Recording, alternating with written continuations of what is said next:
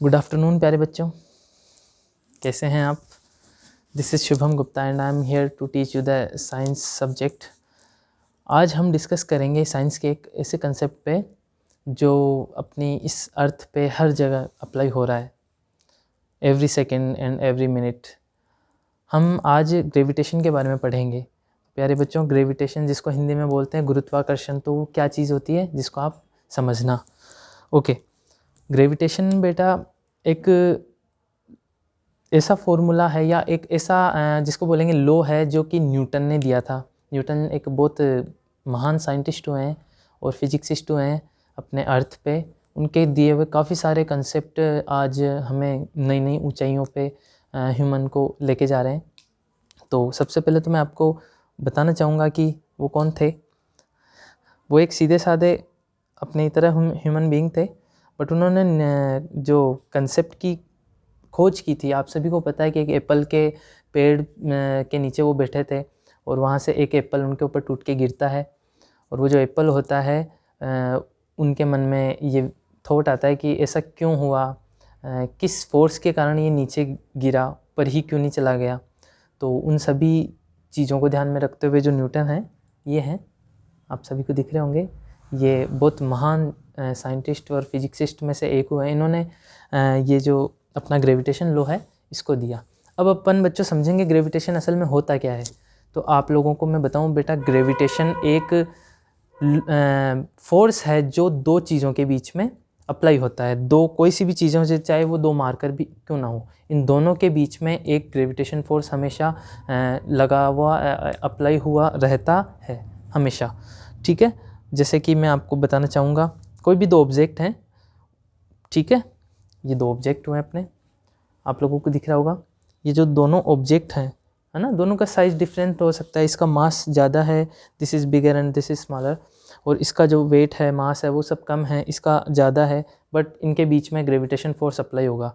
और वो कैसे होगा, दरअसल होता ये है, जो ये छोटा ये बड़ा वाला जो कोई भी ऑब्जेक्ट है अपना, वो छोटे वाले ऑब्जेक्ट को अट्रैक्ट करता है हमेशा। ऑलवेज ये एक फोर्स अप्लाई करेगा और उसको अट्रैक्ट करता हुआ रहेगा। ठीक है, सेम उसी तरीके से ये जो आपका छोटा ऑब्जेक्ट है कोई भी, वो इस बड़े वाले को अपने फोर्स के अकॉर्डिंग, जितना ही फोर्स अप्लाई कर पाएगा उसके अकॉर्डिंग इसको हमेशा अट्रैक्ट करने की कोशिश करेगा। उन दोनों के बीच में लगातार एक फोर्स, बल, जो जिसको बोलते हैं हिंदी में, इंग्लिश में फोर्स बोलते हैं, वो हमेशा लगा हुआ रहता है। और जो फोर्स एफ होता है, ये बेटा होता है हमेशा G(m1 m2 upon r square. Okay, अब ये G क्या है, m1 क्या है, m2 क्या है, r स्क्वायर क्या है, ठीक है, इसको भी हम समझेंगे। फर्स्ट ऑफ ऑल ये जो F है ये रिप्रेजेंट करेगा बेटा फोर्स। ठीक है प्यारे बच्चों, G जो होता है ये ग्रेविटेशनल कोएफिशिएंट होता है, मतलब गुरुत्वाकर्षण सार्वत्रिक स्थिरांक इसको बोलते हैं। और इसकी भी वैल्यू उन्होंने, जो अपने न्यूटन थे, उन्होंने कैलकुलेट की थी। इसकी value near about 6.67 into 10⁻11 newton into metre square पर किलोग्राम स्क्वायर ये आती है।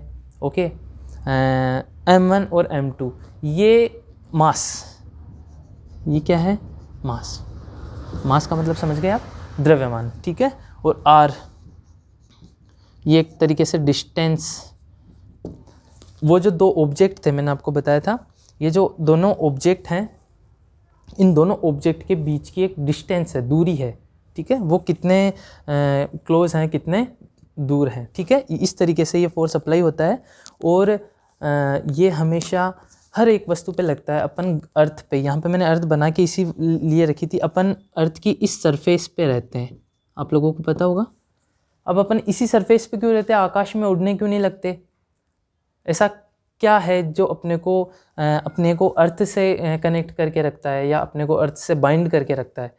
तो आपको मैं बताऊं कि यहाँ पे जो अपन खड़े हैं, यहाँ पे से अर्थ के सेंटर से माना जाता है कि एक ग्रेविटेशनल फोर्स, जिसको बोलते हैं गुरुत्वाकर्षण बल, वो हमेशा अप्लाई हुआ रहता है। और हम सब जिस तरीके से एक मैग्नेट होती है, उस मैग्नेट के चारों तरफ अगर अपन कील या आलपिन होती है वो पास में लेके जाएं तो वो चिपक जाती है, उसी तरीके से हम चिपके रहते हैं।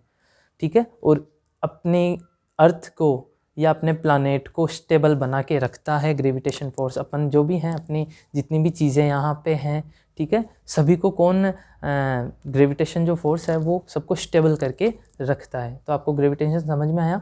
ग्रेविटेशन एक ऐसा फोर्स है जो दो वस्तुओं, दो ऑब्जेक्ट के बीच में लगता है, उनको बाइंड करके रखता है। कौन? Gravitational force. First thing. Second thing, gravitational force हमेशा इस टाइप से लगेगा कि ये कंजर्वेटिव फोर्स है, और इस टाइप से लगता है कि दोनों को अट्रैक्ट करके रखे। कैसे रखे? अट्रैक्ट करके, ठीक है।